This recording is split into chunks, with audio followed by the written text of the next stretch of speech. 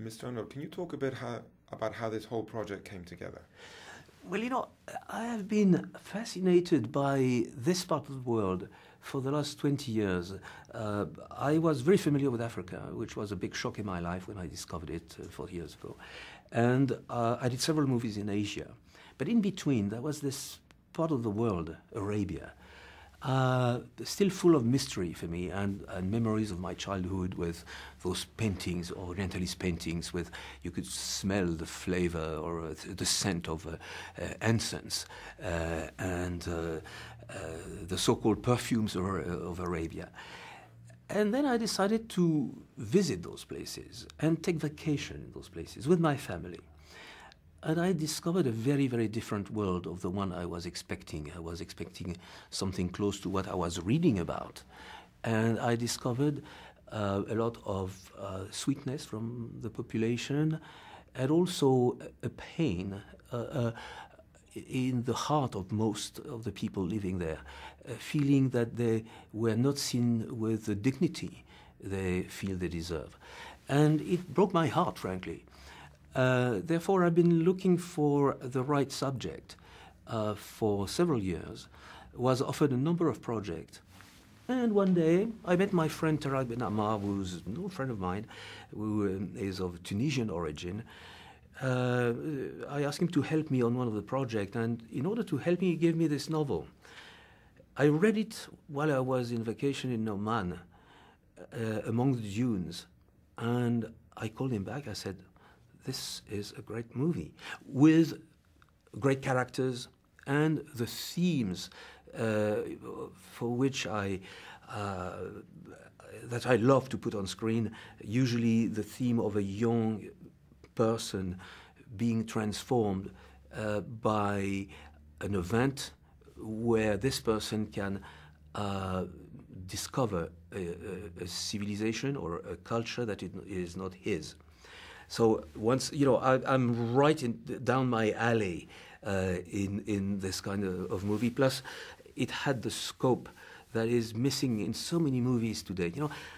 I like the feeling going to cinema, and I like the large screen, the large music, the big score. I just love it, and I feel very privileged that in those changing times, I can still pull it together. Was it hard to get the right script to finally get this project going? It's always very hard to get the right script. We spent about 2 years putting it together. I started with my usual script partner, Alain Godard, and then went with Menno Menjes, with whom I already worked on Enemy at the Gates.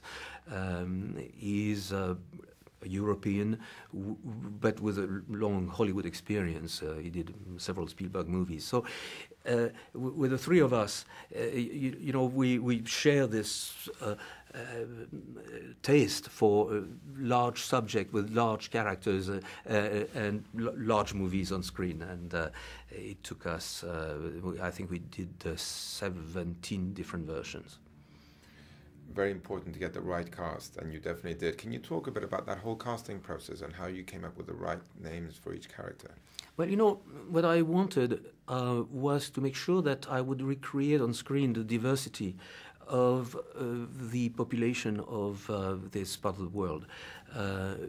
One has to remember that the Arabian Peninsula is stuck between India and Africa. Therefore, you've got a lot of African people that live in Arabia, and a lot of people from India, from Rajasthan. Even the architecture, the costume is very similar. Then you have all this influence from the north, Turkey for sure, Syria, and don't forget the Crusaders. This is why I have someone of Italian, Austrian origin like Mark Strong, who's a British citizen but is a Mediterranean person, or Antonio Banderas, who's coming from Spain, but Spain is strongly influenced by centuries of being occupied by Muslims. And I wanted someone from India, so I have Frida Pinto. I wanted somebody from Ethiopia. I have Leah Kebede, who is playing the part of the slave. Unfortunately, a lot of slaves from Africa spent centuries in Arabia.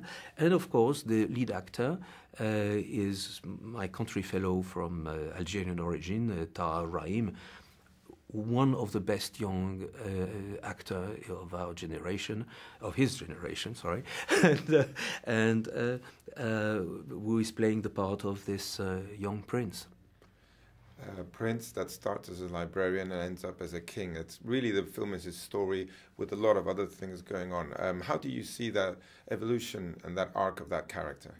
Well, you see, there's been an arc that I already went for in my very first movie called Black and White in Color, for which I had an Academy Award a long time ago.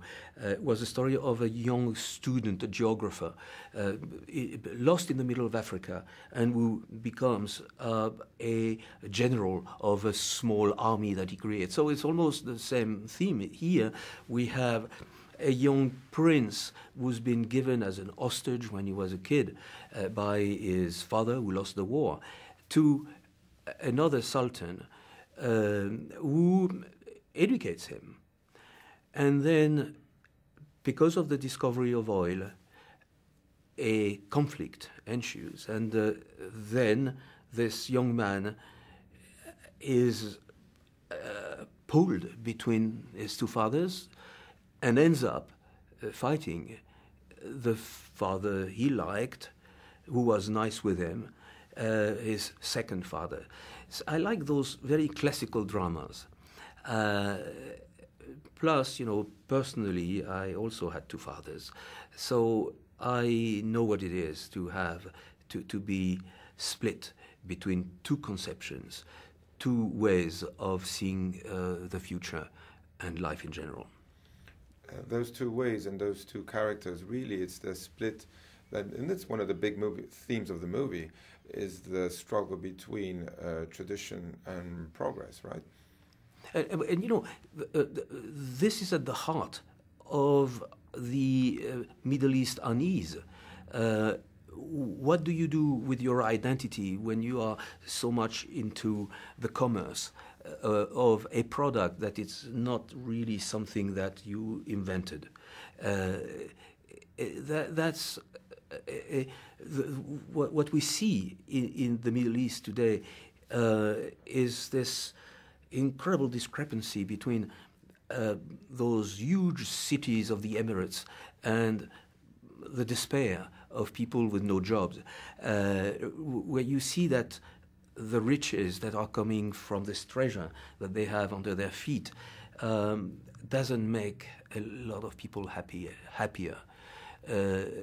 So all those themes are contributing to this eternal universal debate. What do you do with your future? How do you combine spirituality and materialistic pleasures? It was one of the themes of my movie, The Name of the Rose, which was already, you know, dealing with two conceptions of the future. How does religion deals with progress? How do you use the advantages of money? It was fascinating to conceive that story before the Arab Revolution. And while we were shooting, it suddenly burst all around us for many of the reasons that were already written in the screenplay. Can you talk a bit about the logistics of actually shooting? Following up on what you were saying, you shot in Tunisia and Qatar, you built these amazing sets. Tell us a bit about all of that. Well, you know, it's, you know, nowadays more and more difficult to convince people to build things for real, because they always think that they can do in post-production with the video game looks, because you build just the door, for instance, and all the walls will be added later. I have done those things, but I don't like it. I feel that a movie is always a story of someone, a human being, and this human being lives through the emotion of an actor.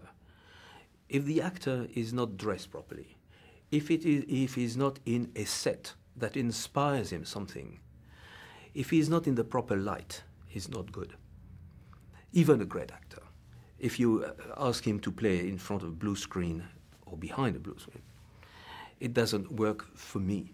Therefore, the reason why, when I do a movie of that size, I want my actors to be in front of a rampart that is half a mile long, or I want them to be in the perfumes of a harem, or I want them to fight the sandstorm in the immensity of a desert. I know that when I do the close-up, I read something in that face that I will not have if I do it artificially. And for my sheer pleasure of shooting, I can tell you, when you have a caravan of 500 dromedaries, it puts everyone in a condition that is lyrical. And I think that ultimately it's going to be on screen. Why is it that when I call my friend James Horner, who does, Avatar, Titanic, Braveheart, why is it that he cancels all the other movies that he had to do and spends 6 months, until yesterday he was with me in Doha, to do this movie? Because he said, I don't see those things anymore. It inspires me. And therefore, I think it's a matter of inspiration that goes across the screen and comes to your heart. Artificiality has its limits. Motion capture, all that is great. It's like animation. It's wonderful. But sometimes to capture the vibration of life is, I think, a unique possibility of filmmaking. And I love to be able to do it today. Jean-Jacques, thank you so much.